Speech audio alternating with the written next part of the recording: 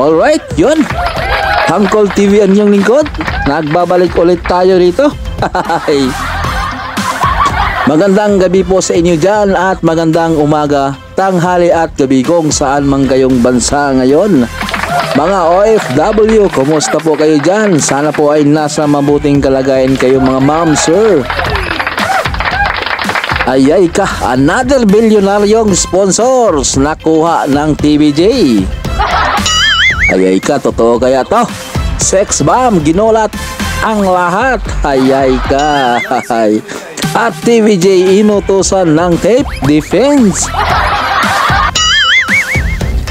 Yan, ang video na to hatid natin kay Ders TV.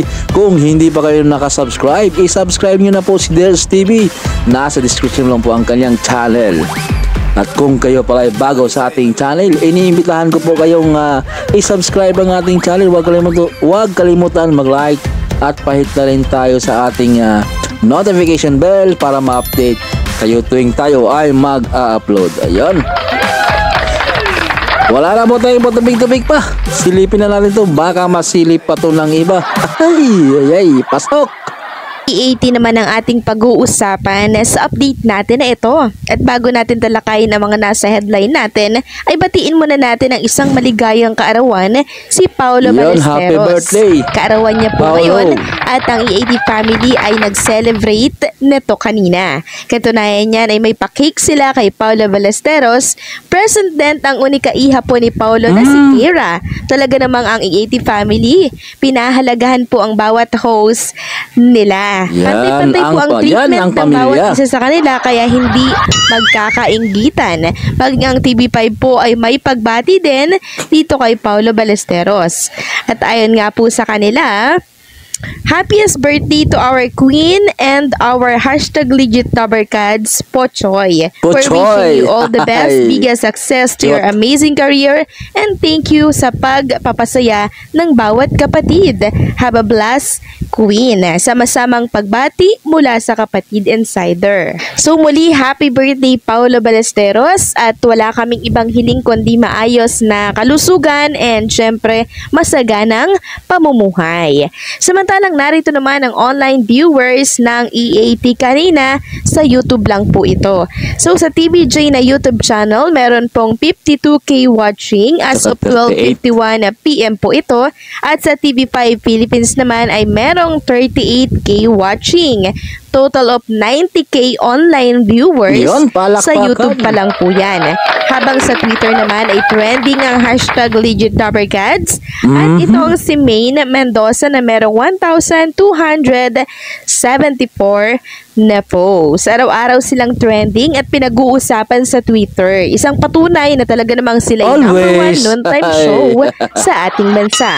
Samantalang ang Sex Bomb Girls naman po ay muling nagkasama at nabuo. Kung inyong matatandaan, simula nang sila ay nabuwag na, madalas hindi na po sila na kompleto. Walang kakupas-kupas, ang gaganda pa rin. Charot, tuloy na po. Pagkat busy ang iba sa kanilang mga buhay, pero ngayon, nakompleto din sila sa wakas. Katunayan niyan, binahagi po ni Rochelle Pangilinan sa Facebook ang kanilang group picture na kung saan ay kompleto. Ayon nga po sa headline ng isang tabloid, Sex Bomb Girls muling nagkasama-sama. Muling nagkasama-sama ang Sex Bomb Girls para sa isang house party. Ibinahagi pa ni Rochelle Pangilinan sa Instagram ang mga larawan ng pagkikita muli ng mga miyembro ng nasabing grupo. And then sabi po ni Rochelle, Sex Bomb Girls is in the house. Get daw. Get.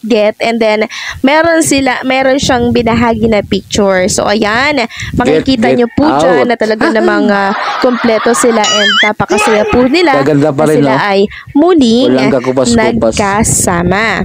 Tuwang-tuwa ang mga netizen matapos makita po ang mga miyembro ng Sex Bomb Girls. Sabi po ng ilan, hala, ang saya, kulang pa kayo. Ate, nakakahappy ng puso.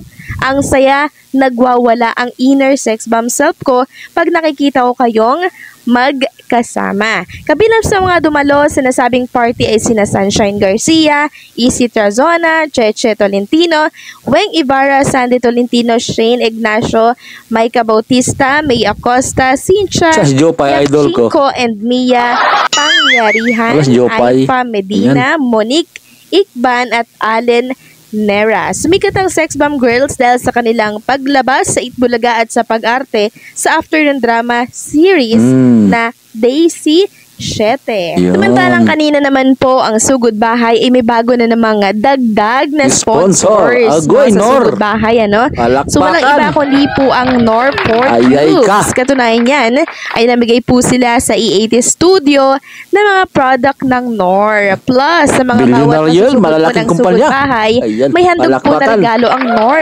Grabe nga yun, ano? So padami na po ng padami ang mga nag-i-sponsors Yun. dito po sa E80. Nung nakaraan, CDO, no? Malo. Ngayon naman, Nor, by araw-araw ata, may new sponsors, Ayay diba? ka. Ang E80 or itong Sugod Bahay, diba? So, nakakatuwa na, ang Congrats. dami na pong nag-sponsors dito po sa E80. Of course. And syempre Alam sa na this. Sugod Bahay and sa mga segments po nila. Ibig sabihin lang nito na nakikita po ng mga advertisers na to na sobrang talagang inaabangan ang Tinatangkilik. E80, lalo na po yung mga segments po nila. Yes. Talaga namang unique na creation po ng E80 family. Samantalang kanina naman po sa Sugod Bahay, ang isang contestant po na napili po nila doon or nabunot dyan sa Sugod Bahay kanina, no? Yung sa mga may 5,000 po, yung unang nabunot po doon, sinampal na naman ang katotohanan ang Tape Bulaga, no? Basta talaga pag si Jose, Wally, at ang TBJ po ang nakita po nila, walang ibang pasasalamatan ang mga nananalo po sa E80 kundi Itbulaga. Yes. Diba? Yan po ang totoo at tunay. Kaya naman itong ilang mga defender po ng Tape Bulaga, ang sinasabi po nila, bakit daw itong E80 family or ang TBJ at mga legit gabber cards, once na pinasasalamatan daw ito ng Itbulaga, itong E80, bakit daw hindi sinusuway at kinokorek ng E80 family yung nagpapasalamat sa Itbulaga dahil may Itbulaga daw dyan sa GMA7. So bakit daw hindi ito sinusuway ng TBJ or ng mga legit gabber cards na mga hosts? So ang sa akin lang naman, bakit po nila ito susuwayin or sasawayin or pipigilan na tawagin silang at pasalamatan sila sa pangalang Itbulaga? Eh sila naman kasi yung Sila talaga original. Bakit nila sasawayin yung mga taong tumatawag sa kanila ng Itbulaga, 'di ba? So May punto hindi rin. ano na yan parang pinapakilaman na po ng mga Tape Bulaga defender yung sinasabi po ng mga casual netizen, 'di ba? So dapat hindi na po nila yung pinapakilaman dahil unang-una yun ang gustong sabihin ng tao. So wala silang paki doon. Dahil yon ang turing at tingin ng mga netizen. Kasi andyan po ang mukha ng Itbulaga, walang iba ang TBJ.